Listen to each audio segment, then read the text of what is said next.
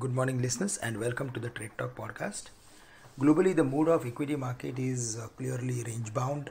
Yesterday, also, we saw some recovery in the US market, but in the second half, there was profit taking and they closed in the negative territory. Also, if we see Asian markets, then they are also trading little bit lower, and Singapore Nifty is also following to the global cues, which is down by some 40-50 points. The major factors on which we discussed every day, that dollar index, the trend of dollar index, as well as 10-year yield and crude prices. Today all these factors are not in our favor. 10-year yield is around 1.39, crude is around 76, and dollar index, which was around 92.20 yesterday, is now trading at 92.70. So these are the factors which are always like we keep on our watch list, and based on that we can design our trading strategy for the medium term, not for the short term, but for the medium term we need to see that how actually these factors span out, and based on that we can design positional strategy. In the short term, yesterday we saw some recovery in the market. Our markets sustained very well after initial profit taking, and again it recovered back to the levels of 15,800, which is positive. Purely under the leadership of financials, we saw this recovery, and market has managed to close above the levels of 15,800. It's a bullish continuation pattern, and with the help of it, Nifty would again hit the levels of 15,900, where it has resistance of upward boundary of the entire trading range.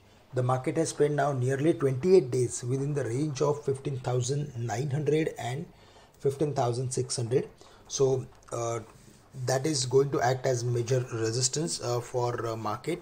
But yesterday's formation is indicating us that today, if we see the market is again recovering back the levels of 15,830, which was yesterday's highest level, then we can expect furthermore upside in the market.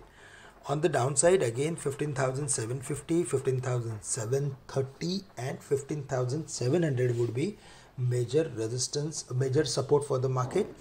Today Zomato's IPO is going to get open, so it is of nearly 9,000 crores, so that will also keep some pressure on the market, because it's a huge IPO that the equity market is going to face. And if we see the trend of Bank Nifty, then there also we saw smart gains on the back of strong up move in ICICI Bank as well as in Axis Bank. So till the Bank Nifty financials are supporting to the market, we can expect upside activity in the market. But now we need some support from either metal or from IT companies that will actually help the market to cross the levels of 15,900. So under the leadership of at least 2-3 sector, we can see the levels above 15,900. Otherwise it is not that easy. At the same time, if we go through with FI's activity or FNO's statistics, then they have turned interesting.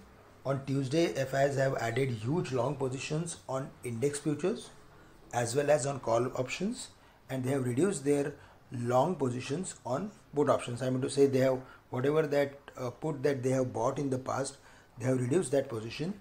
And on the contrary, retailers have added call writing, they sold call options, and they have reduced their put options.